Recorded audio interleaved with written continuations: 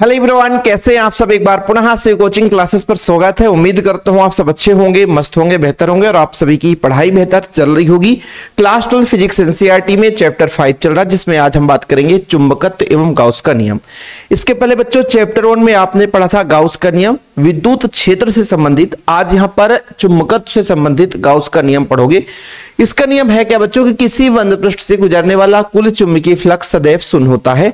थोड़ा सा चुंबकीय फ्लक्स के बारे में समझिएगा, बिल्कुल छोटा सा थ्योरम है, ज्यादा कुछ नहीं है। चुंबकीय फ्लक्स होता क्या है बच्चों, जिस तरीके से आपने विद्युत फ्लक्स पढ़ा है, विद्युत फ्लक्स पढ़ा होगा कि विद्युत फ्लक्स क्या होता है, फाई ई जो होता है बच्चों, ये डिपेंड करता है ई पर। यानी आप लोगों ने पढ़ा ई का मतलब है विद्युत क्षेत्र की तीव्रता, और साथ में बच्चों यानी विद्युत क्षेत्र पर डिपेंड करेगा और कितने क्षेत्रफल से होकर जा रहा है, कितने एरिया से होकर जा रहा है। इन दो चीजों पर डिपेंड करता है क्या, आपका विद्युत फ्लक्स। ऐसे ही होता है चुंबकीय फ्लक्स। क्या होता है बच्चों, चुंबकीय फ्लक्स। चुंबकीय फ्लक्स किस पर डिपेंड करेगा, जैसे मैं कहता हूं कि आपके चुंबकीय क्षेत्र पर डिपेंड करेगा, कितना चुंबकीय क्षेत्र है। साथ में किस चीज पर डिपेंड करेगा, कितने क्षेत्रफल से होकर जा रहा है। या कि बच्चों ऐसा भी हो सकता है बी डॉट डी एस, अल्प पृष्ठ है तो ये आपका इस तरीके से, तो ये आपका कहलाता है क्या, चुंबकीय फ्लक्स। ये क्या है फिर बच्चों, चुंबकीय फ्लक्स, और ये है विद्युत फ्लक्स। ये दोनों चीज आपने समझा, ठीक है। तो गाउस ने बताया कि मान लीजिए किसी आपके पास एक समान चुंबकीय क्षेत्र है और इस चुंबकीय क्षेत्र में बच्चों एक बंद पृष्ठ हो गया। इस चुंबकीय क्षेत्र में एक बंद पृष्ठ हो गया।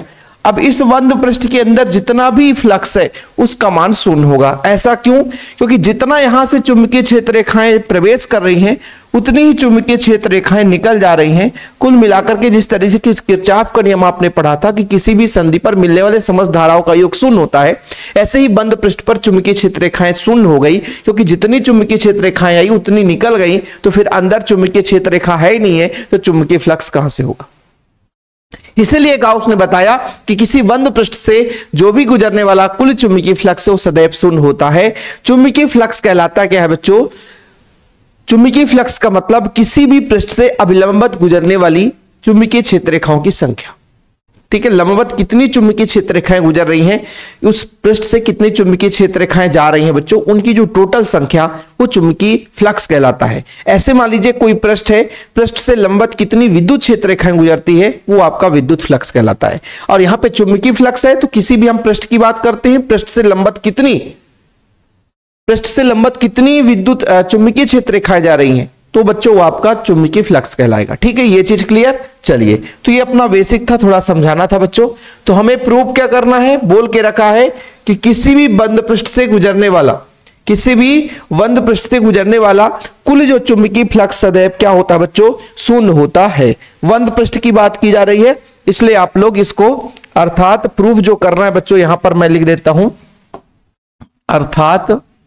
अर्थात हमें जो प्रूव करना है, प्रूव ये करना है कि जो फाई एम है यानी जो चुंबकीय फ्लक्स है बच्चों, किसी बंद पृष्ठ से बात की जा रही है, तो ये बंद पृष्ठ हमने कर लिया है ना। आपके पास चुंबकीय क्षेत्र है और साथ में बच्चों मान लीजिए एक अल्पांश है, इसका जो टोटल वैल्यू होता है 0 होता है। इसी को हमको प्रूव करना है। क्या करना है बच्चों, प्रूव करना है। तो प्रूव कैसे करेंगे सर, सबसे पहले लिखेंगे पहले बच्चों गणितीय व्याख्या। तो यहां पर आप लोग लिखोगे गणितीय व्याख्या।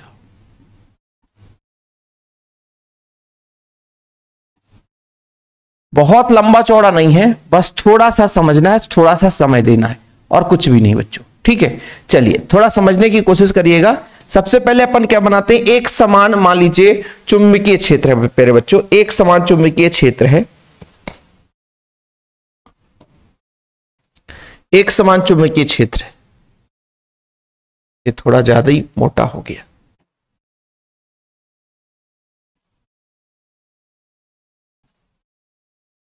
एक समान चुंबकीय क्षेत्र,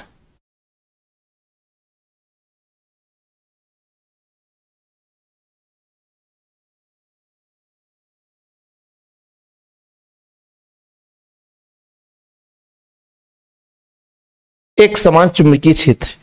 चुंबकीय क्षेत्र रेखाएं बच्चों समानांतर हो तो एक समान चुंबकीय क्षेत्र रेखा कहलाती है, ये तो सबको पता है। ये आपका बच्चों एक समान चुंबकीय क्षेत्र है। ठीक है, एक समान चुंबकीय क्षेत्र है। अब इस पर एक बंद पृष्ठ की कल्पना कर लेते हैं, एक बंद पृष्ठ की कल्पना कर लेते हैं। तो कुछ इस प्रकार से एक हमने बंद पृष्ठ की कल्पना कर ली। ये जो बंद पृष्ठ है बच्चों एस है, क्या है एस है, इसका भी एक एरिया वेक्टर होगा। ध्यान रखना, सरफेस किसी भी पृष्ठ की सतह का बच्चों एरिया वेक्टर होता है। ठीक है, आपका सरफेस हो गया। अब इस सरफेस के अंदर भी एक छोटा सा अल्प पृष्ठ हम मान के चलते हैं, एक छोटा सा अल्प पृष्ठ मानकर चलेंगे। तो एक छोटा सा अल्प पृष्ठ कुछ इस तरीके से मान के चलते हैं। एक छोटा सा अल्प पृष्ठ है बच्चों, एक छोटा सा अल्प पृष्ठ है।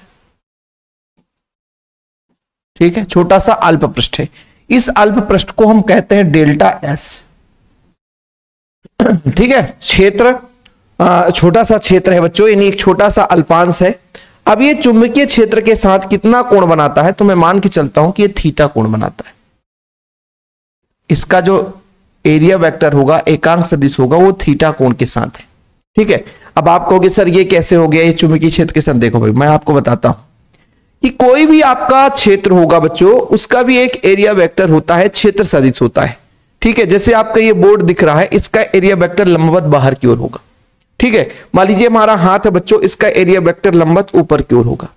तो कोई भी सतह है, कोई भी पृष्ठ है, चाहे वो बंद पृष्ठ हो, चाहे आयताकार हो, चाहे गोलाकार हो, उसके सतह का एरिया वेक्टर होगा बच्चों जो कि लंबवत बाहर की ओर होता है।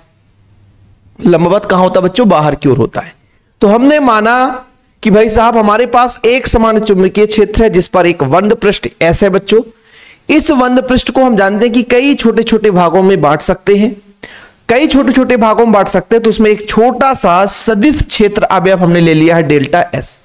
तो पहले अपन क्या करेंगे, एक छोटे से अवयव में कितना चुंबकीय क्षेत्र रेखा गुजर रहा है उससे हम चुंबकीय फ्लक्स निकालेंगे, फिर पूरे सरफेस का निकाल लेंगे। सरफेस का निकालने के लिए या तो समाकलन कर दो, या तो जितने भी छोटे छोटे अल्पांश है उन सभी का क्या कर दो बच्चों, योग कर दो। यूं आसानी से आप लोगों को समझ में आ गया होगा, कहानी में कोई ज्यादा परेशानी नहीं होनी चाहिए। शुरू करते हैं। पहले बच्चों थोड़ा सा माना की ओर चलते हैं कि माना, क्या माना लिखेंगे, माना एक समान चुंबकीय क्षेत्र, एक समान, माना एक समान चुंबकीय क्षेत्र,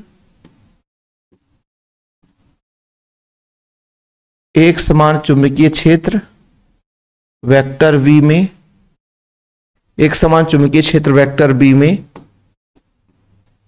एक बंद पृष्ठ,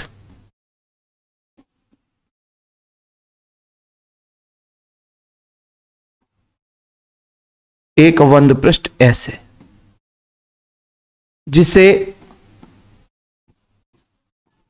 कई छोटे छोटे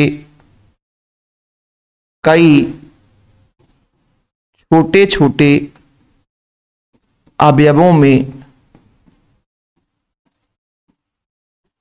कई छोटे छोटे अवयवों में विभक्त किया जा सकता है।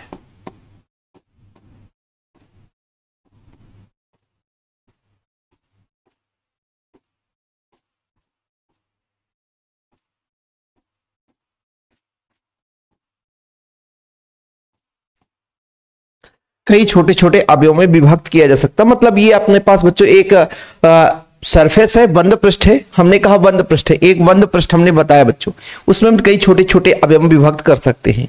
तो अपन यहां पर मानेंगे कि माना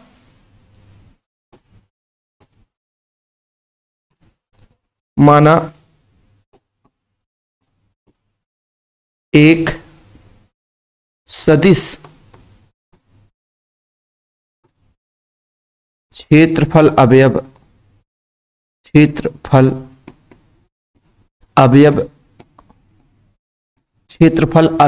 क्या बच्चों, डेल्टा एस। हमने एरिया जिससे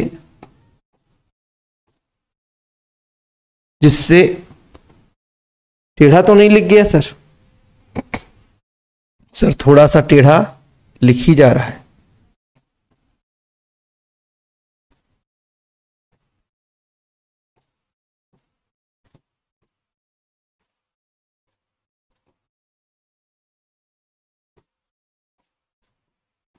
जिससे गुजरने वाला चुंबकीय फ्लक्स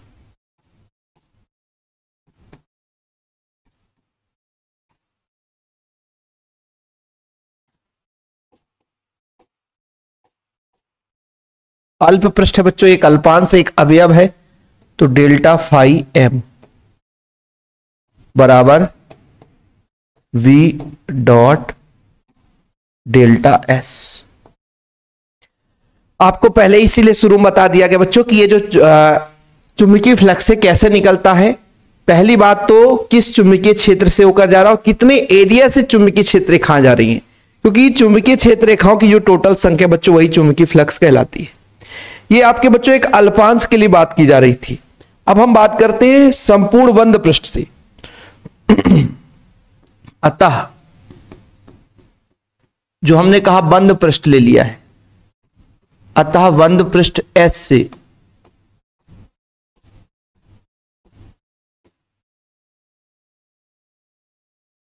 बंद पृष्ठ एस से गुजरने वाला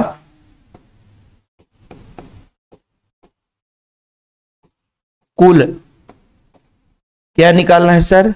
चुंबकीय फ्लक्स, कुल चुंबकीय फ्लक्स, यानी जो फाई एम होगा वो कैसे होगा? मैंने अल्पांश का निकाला है, एक छोटे से अवयव का निकाला और कई सारे अवयव है बच्चों, तो इसका मैं कर दूंगा समीशन। किसका? v डॉट डेल्टा एस का। ठीक, ये चीज क्लियर है, यहां तक क्लियर है। पूरे का आप समाकलन कर दो, या तो समाकलन नहीं करना है बच्चों तो आप लोगों को समीशन लगा देना है, यानी पूरे का योग कर देना है। अब वो किसके लिए? पूरे के लिए बात की जा रही है, सभी के लिए बात की जा रही है। पूरे के लिए बात की जा रही है बच्चों, यानी सभी के लिए बात की जा रही है, तो यहां पर लिख लेना सभी के लिए। पूरे के लिए बात की जा रही है मतलब पूरे सभी अवयवों के लिए बात की जा रही है। इतना क्लियर? बस 2 लाइन और है, बस ज्यादा कुछ नहीं है बच्चों। अब यहां पर थोड़ा एक चीज समझना है। मान लीजिए एक आपका बंद पृष्ठ है, उसी के जैसे मान लीजिए आपका बंद पृष्ठ बच्चों और चुंबकीय क्षेत्र बिल्कुल बंद पृष्ठ के समानांतर जा रही है। बंद पृष्ठ चुंबकीय क्षेत्र ऐसा जा रहा है, तो चुंबकीय क्षेत्र का बंद पृष्ठ का मान लीजिए एरिया वेक्टर इधर होगा, तो इनके बीच कोण कितना बनेगा भाई? आप लोगों का एक पृष्ठ है एस, तो उसका क्षेत्र सदिश और चुंबकीय क्षेत्र के बीच कोण 90 डिग्री बनेगा। ठीक है, इसके आगे अपन बात करेंगे तो आप परेशान मत होना। ठीक है, तो बच्चों थोड़ा सा अगला पेज लेते हैं। और आपने देखा क्या? आपने ये देखा कि हमने निकाला कि फाई एम बराबर कितना बच्चों? ये आपका समीशन लगा दिए सभी के लिए। ये जो समीशन हमने लगाया है ये किस पर लगाया बच्चों? एक का चुंबकीय क्षेत्र बी और डेल्टा एस पर डिपेंड करेगा किसी अल्पांश के लिए, और समीशन लगा दिया मतलब पूरे के लिए। अब इसको जब तोड़ते हैं प्यारे बच्चों, इसको जब तोड़ते हैं, यहां पे सभी की बात की जा रही है, जब तोड़ते हैं तो v delta S cos theta हो गया। क्यों? क्योंकि a डॉट बी बराबर होता है ए बी कॉस थीटा। ये कहां पढ़ा सर? ये 11th फिजिक्स में आपने पढ़ा है, और भाई मैथ में तो वही है, मैथ वाले तो होशियार ही होंगे। अब क्या करना है? अब क्या करना है कि बच्चों चूंकि थीटा बराबर 90 डिग्री, चूंकि थीटा बराबर 90 डिग्री, क्यों? क्योंकि चुंबकीय क्षेत्र बी तथा क्षेत्र सदिश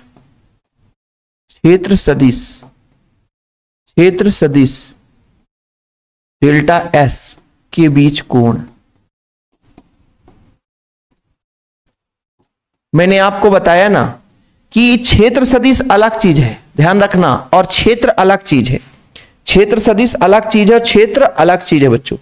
तो अब यहां पर जब वैल्यू पुट करोगे फाई एम समीशन किसके लिए? सभी के लिए, सभी के लिए, तो बी डेल्टा एस कॉस 90।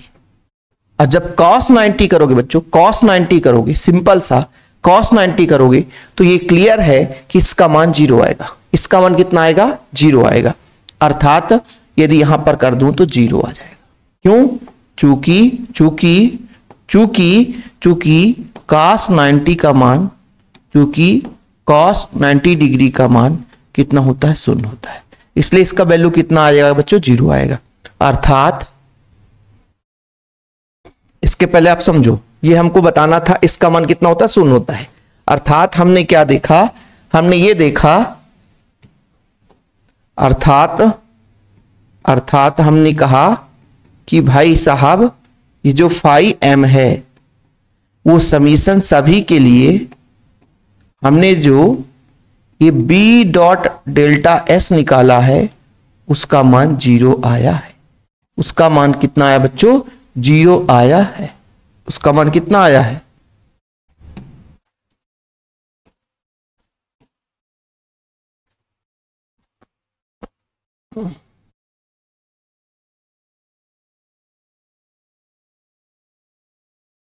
अभी कहानी में थोड़ा सा ट्विस्ट आएगा कि सर आपने जब यहां पर लिया था तो समाकलन का चिन्ह लगाया था, लेकिन यहां पर आपने समीशन लगा दिया, नंबर हमारे कट जाएंगे।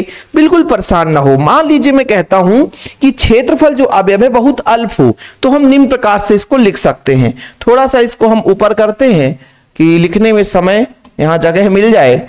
मान लीजिए मैं ये कहता हूं कि यदि जो हमने माना है बच्चों, यदि क्षेत्रफल अवयव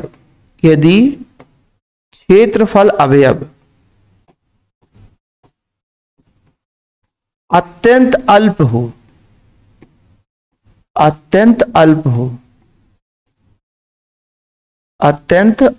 क्षेत्रफल अवयव अत्यंत अल्प हो,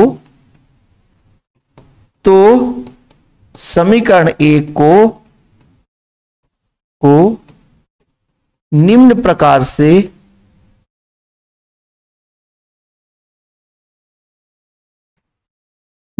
से लिखा जा सकता है।